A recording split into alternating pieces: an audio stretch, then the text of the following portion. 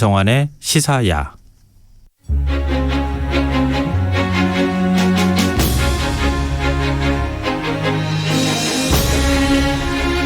지난주 1980년대 신안 앞바다에서 건져올린 도자기 50여 점을 지금껏 숨겨놓고 있다가 일본에서 팔려던 도굴범이 붙잡히는 일이 있었는데요.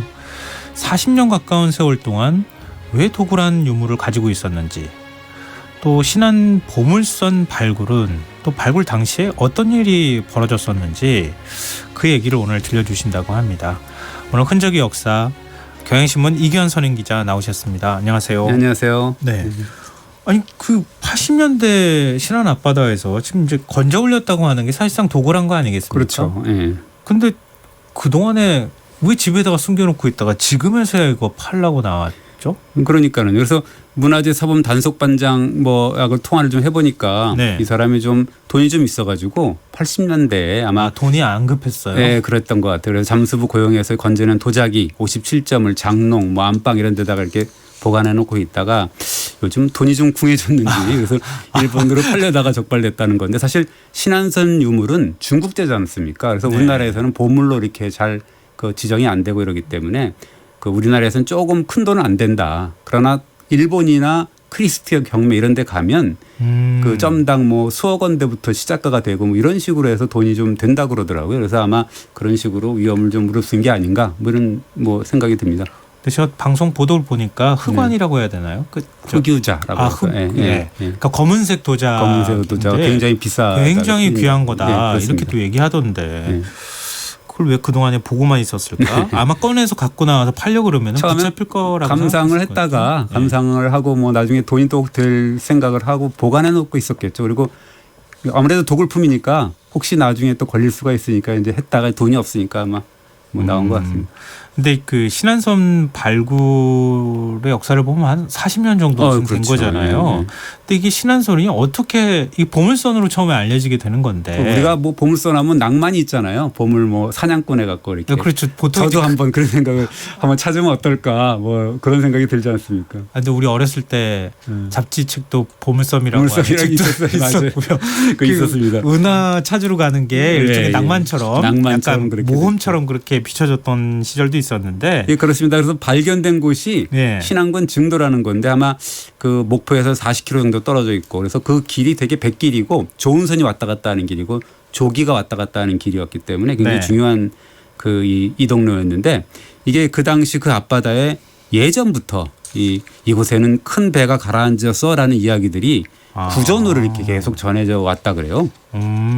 그러면은 이게 조선시대든 고려시대든 그때 배들이 많이 가라앉았다라고 하는 얘기가 그렇죠. 계속 누군가 보고 난 다음에 그걸 아래 그 사람들한테 계속 얘기를 전해준 거잖아요. 그래서 실제로 1972년에 무게가 한 140kg 되는 새 닻이 엄청난 큰 거죠. 그래서 인양이 됐는데 처음에 무엇에 쓰는 물건인고 해가지고 그래서 이제 어장에 그물추로 그냥 썼다는 거거든요. 그리고 예전부터 무슨 어부 그물에 청자나 백자 그릇 같은 거 나왔겠죠. 근데 그걸 이제 암암리에 아마 유통시키고 그랬을 것 같은데, 그러다가 1975년에 8월 20일인데 정확하게, 그래서 당시 어부 최평호라는 분이 이게 이제 고 지점에서 청자, 화병, 꽃병인데요. 그런 걸 비롯해서 중국제, 청백자 6점을 이제 인양을 했습니다. 그래서 그걸 6개월 동안 갖고 있다가 그 동생이 와서 그거 수상한 거다. 그거 빨리 신고를 해야 된다. 그래서 신안군청에 신고를 해서 이제 알려지게 된 거죠.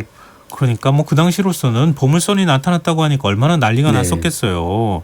그러니까 빨리 이럴 때는 조치를 취해야 되지 않겠습니까? 너도 나도 그냥 물속으로 뛰어들어가 가지고 막 태우면 안 되잖아요. 그래서 이제 그래야 되는 건데 조치가 좀 늦은 거는 그때만 해도 우리가 바다밑 문화재, 수중문화재라는 개념이 없었어요. 그래서 수중문화재 전문가도 아무도 없었고 그랬거든요. 그러니까 유물 인양 사실이 알려지니까 도굴꾼들이 이제만 삽시간에 꼬이기 시작을 한 거죠. 그리고 일확천금을 노리잖아요. 그러니까 물불을 안 가리게 되는 거고. 그렇죠. 그래서 이번에 적발된 도굴범처럼 잠수부 등을 막 고용해 갖고 마구 건져냈는데, 당시에 GPS라든가 이런 첨단 장비도 없었는데 도굴범들 희한하게 하여튼 신출귀몰 했다 그러는 건데요. 목축으로 딱 이렇게 보고서 이 신안선이 난파된 지점을 딱 찾아갖고 쪽집게처럼 건져 올랐다는 거죠. 그래서 1976년 한 해만 해도 도굴품이 한 2천여 점을 적발하는 그런 뭐 상황이 있었어요. 그렇게 많이 막 건져 네. 올렸던 거예요. 네, 그렇죠. 나중에 적발한 게 2천여 점이 될 정도로. 적발되지 않은 걸 따지면 엄청나게 많았겠죠. 우리 예전에 그런 말이 있었잖아요. 유물이 있는 거는 도굴범이 더 잘 안다고. 그렇죠. 아무래도 예, 육지에서도 그냥 이렇게 맞습니다. 포크레인으로 저기 한번 파봐요. 찍어가지고 예, 이렇게 그럼 하는 거기 거죠. 파면 진짜 나온다고 그런 맞습니다. 얘기가 있을 정도였는데요. 근데 도굴범보다 문화재 당국이 너무 늦었던 거 아닙니까? 그렇죠. 뭐 우리가 그런 얘기를 했죠. 아무리 전문가가 없어도 그렇지 이게 도대체 뭐냐 네. 이렇게 했을 거 아니에요. 그래서 그 해군의 전문 잠수사, 해병대 뭐 이런 분들이겠죠. 그분들이 이제 유물 인양 작업을 했는데요. 1976년부터 정식 발굴을 했는데 한편으로는 도굴범이 도굴을 하고 또 한편으로는 당국이 발굴하는 어떻게 보면 되게 이상한 상황이 연출됐는데 어떻게 보면 숨바꼭질을 했다라고 볼 수가 있습니다. 아니 좀 유물이 나왔으면 그 주변 일땐 접근 금지 이렇게 네. 해야 되는 거 아닙니까? 바다잖아요. 그러니까 바다니까 어디가 어딘지 모르는 상황이고 해역이 어느 정확한 지점을 우리가 바닷속 가면은 이게 정확한 지점을 잘 모른다 그러더라고요. 그리고 이제 일확천금을 노리는 사람들 뭐 마음이 들떴죠. 그래서 어민들조차도 영농 자금까지 대부를 받아가지고 대출 받아서 보물 건지기에 혈안이 됐다는 건데 나중에 보니까 이제 훗날 국회의장을 지냈던 박희태 검사 네. 유명한 분이죠. 이분이 1976년에 구속한 도굴범이 이제 인용한 도자기가 당시 돈으로 1,240만 원.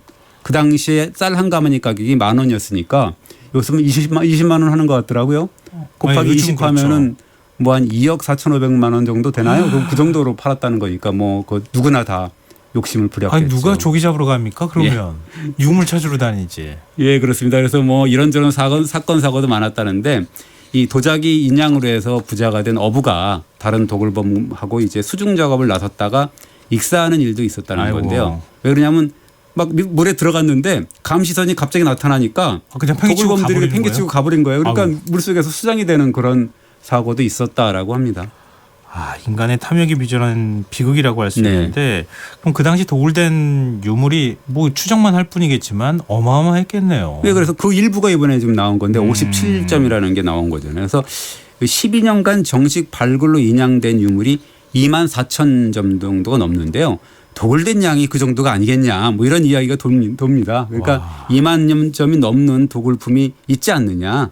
그 도굴범들의 인양 실력이 쪽집게였다고 우리가 아까 얘기했지 않습니까? 예. 그러니까 뭐 12년간 언론에 보도된 도굴 건수만 해도 100건이 넘는다. 뭐 이런 거기 때문에 이게 적발이 안 된 거로 따지면 엄청나지 않느냐 이런 우리가 이제 판단을 하고 있습니다. 일종의 바다 밑에 노다지나 다름이 없던 건데 그러니까요. 제일 눈에 띄고 좋은 거를 먼저 가지고 왔을 거 아니겠어요. 아마 그랬을 가능성이 있고 지금 어디에 이렇게 있는지 모르는 상황이죠.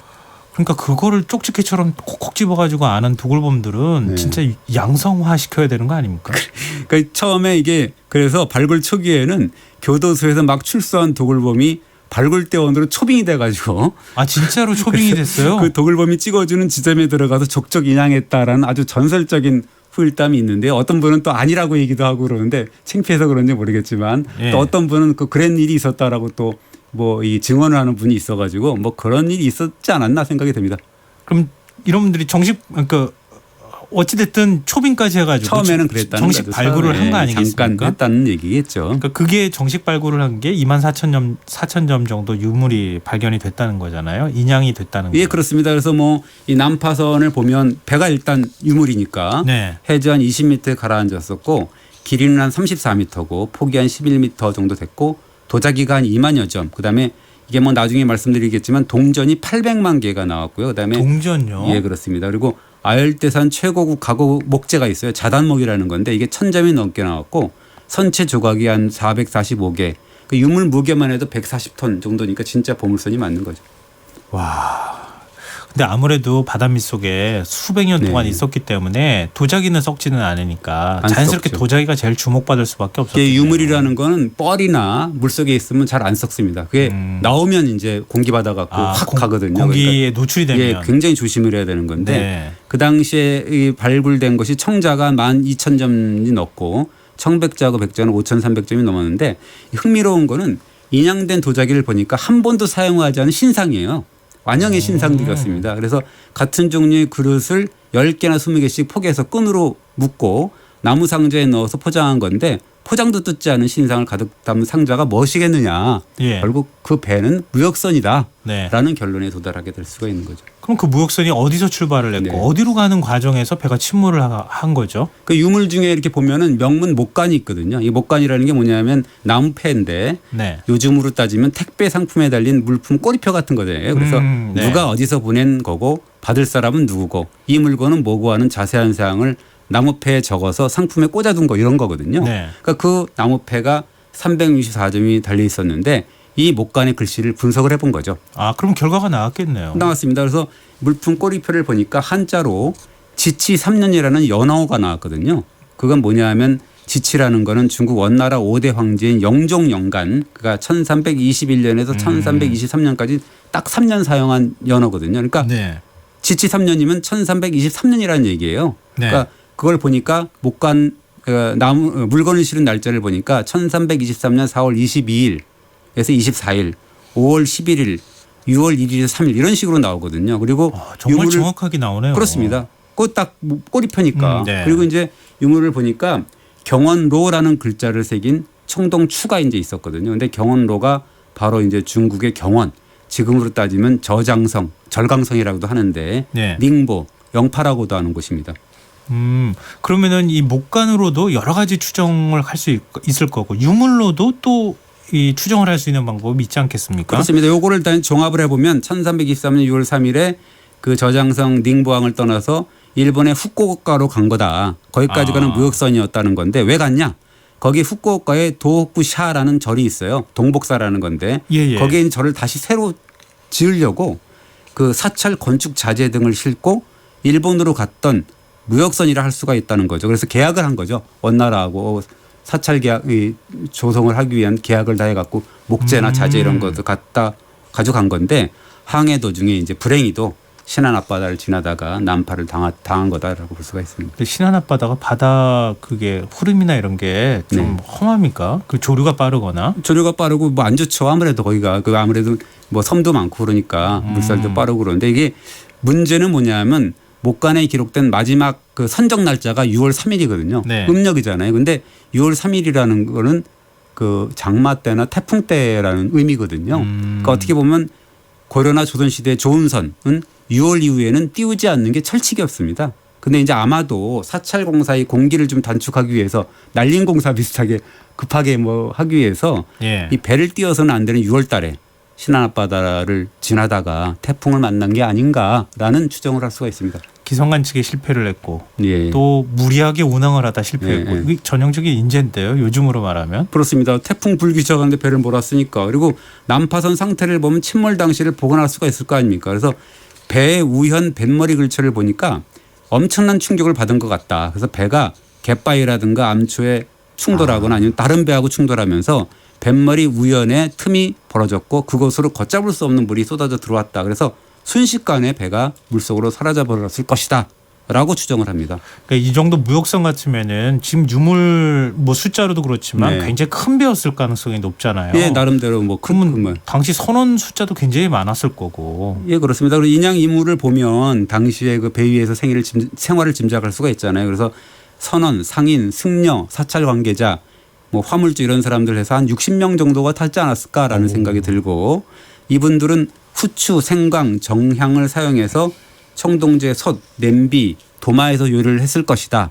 그다음에 식사는 백제사발과 접시를 사용해서 먹었을 것이다. 그리고 간식으로는 복숭아, 은행, 잣, 밤을 먹었을 것이다. 그리고 승려들은 무사항해를 기원하면서 불상이라든지 각종 공양구를 동원해서 예불을 올렸을 것이고 탑승자들은 무료한 시간을 달리기 위해서 바둑, 장기, 주사위 놀이를 했을 것이다. 왜? 유물들이 다 나오거든요. 장기, 바둑, 복숭아, 은행, 잣, 밤 이런 것들이 다 나오기 때문에 이런 것들로 해서 이제 당시의 선원들의 생활 이런 걸 우리가 좀 전형적으로 제가 복원할 그거 수가 있습니다. 여쭤보려고 그랬어요. 이거 네. 어떻게 압니까? 이거 제가 따져보려고 그랬거든요. 예, 그렇습니다. 이건 다 유물들이 다 나와갖고 장기나 바둑 같은 것도 다 거의 나오고. 이런 것들 유물 발굴할 때는 그 갯벌을 네. 바닷밑 개포를 거의 푸다시피 해가지고 그걸 체질 다- 같은 예, 물체질 같은 걸로 해갖고 그렇죠. 그러면서 거기에 찌꺼기 남는 것들을 전부 다 모은 다음에 이거는 뭐 후추고 그렇습니다. 이거는 정향이고 뭐 이걸 다 씨앗 구분해낸다는 같은 거 거 아닙니까? 같은 거는 진짜 모르잖아요. 예. 그걸 이제 물체질 해갖고 정말 모르는 거를 이게 잘 봐갖고 고운 걸 갈아서 하는 거죠. 그러니까 역사학자들이나 이렇게 고고학 발굴하시는 분들은요 네. 문학가이기도 해요. 해야 그렇습니다. 돼요. 보니까 왜냐면 이거 다 조합을 해야 되니까. 그래서 그 이 고고학자들 이렇게 물건 이렇게 막 그 체질하고 그러는 걸 보고 지나가는 사람이 그랬다는 거 아니에요. 저 사람처럼 되면 안 되기 때문에 공부 열심히 해야 된다. 애 보고 그랬다는 거예요. 너 하루 종일 앉아가지고 맨날 이러고 있으니까 저 사람처럼 되지 않으려 그러냐. 공부 열심히 해야 된다.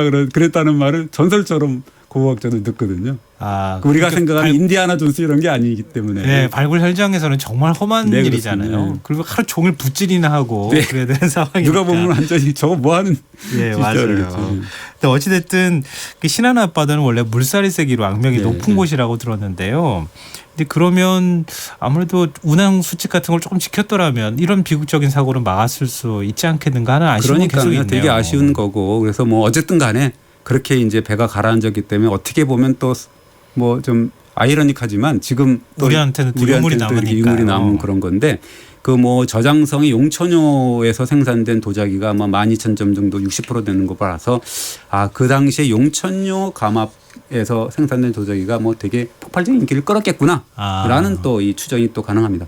근데 아까 동전 나온 것에 대해서 네. 설명해 주실 것처럼 말씀하셨는데요. 네, 네. 동전이 800만 개가 나왔다는 저는 이게 그 마음은 얼마나 좋았을까 이런 생각이 좀 들었는데요.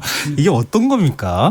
지금 희대의 미스테리라고 볼 수가 있고 지금도 사실 잘 미스테리요? 몰라요. 왜냐하면 처음에는 되게 조금씩 나왔대요. 뭐 나중에 3톤 정도 나왔다 그러는 건데 네. 나중에 이제 침몰선 내부를 그 토사가 가득 차이고 있었을 네, 거 아닙니까? 그렇죠. 그래서 흡인 호스로 해서 이제 들이댔더니 거기서 정말 동전 노다지가 끊임없이 빨려 들어왔다라는 겁니다. 네. 무게로 치니까 무려 28톤이 넘었다고 하는 거죠.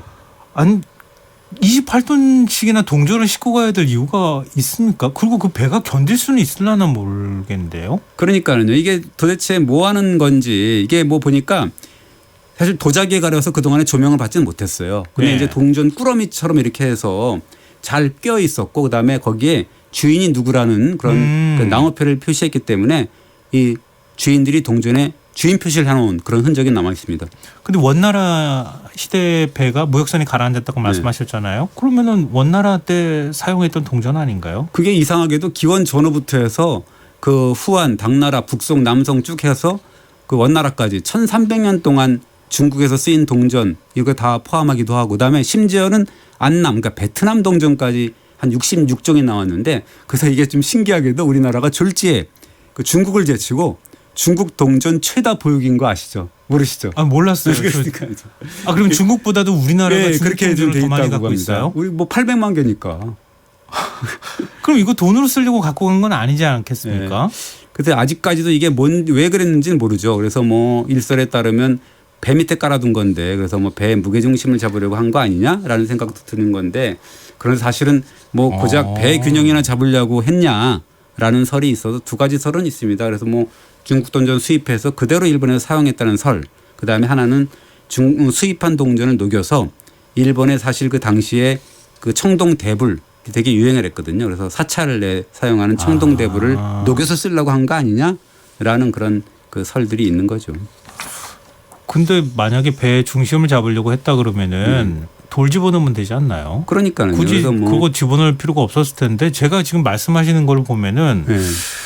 아무래도 청동 대불이나 뭐 이런 거 만들려고 그랬던 거 아닌가 예, 생각이 그렇습니다. 드는데요. 그 당시에 원나라는 동전을 안 썼다 그래요. 그리고 이 동전이 그 이 일본 가면 상대적으로 금보다도 더 비쌌다는 거거든요. 상대적으로.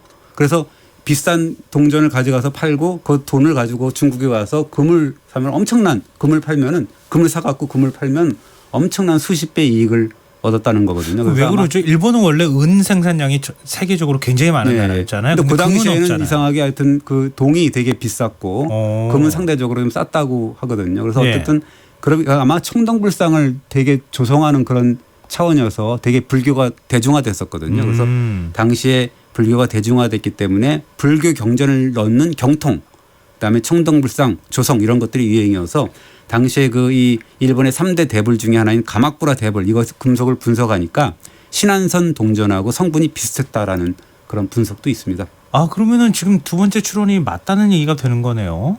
뭐 그러나 역시 뭐 그것도 추론일 뿐이기 때문에 뭐 어쨌든 이게 참 뭐가 뭔지 그거는 뭐 그 사람들이 나와서 우리가 이거야라고 얘기하진 않았기 때문에 잘 모르는 거죠. 그래서 뭐 어쨌든 간에 신안선 발굴된 게 지금 뭐 한 40년이 지났는데 아까도 말씀드렸지만 수수께끼가 지금까지 많거든요. 네. 왜냐하면 원래 고고학 발굴이라는 게 이렇게 나와도 여러 가지 해석이 가능하기 때문에 사실 뭐가 뭐다라고 우리가 확정을 지을 수가 없어서 자신 있게 얘기할 수 있는 부분은 아니거든요. 근데 갑자기 이 얘기 쭉 하시니까 이때 이제 건져 올린 유물이나 이런 걸 어디서 전시하지라는 생각이 문득 드는데요. 그 저기 해양유물 전시관이라고 연구소가 있습니다. 그리고 박물관도 예. 있고 그러거든요. 아, 언제 한번 꼭 가봐야겠습니다. 예, 그리고 가끔씩 뭐 박물관이라든가 국립중앙박물관 이런 데서도 전시를 하고 그러는 경우가 있습니다. 아, 그럼 그럴 기회가 있을 때 꼭 굉장히 한번 가서. 좋거든요. 이 뭐 유물 자체가 좋아서 한 번은 볼만한 거죠. 네, 꼭 한번 저도 기회가 있으면 가봐야 되겠다는 생각이 들었습니다.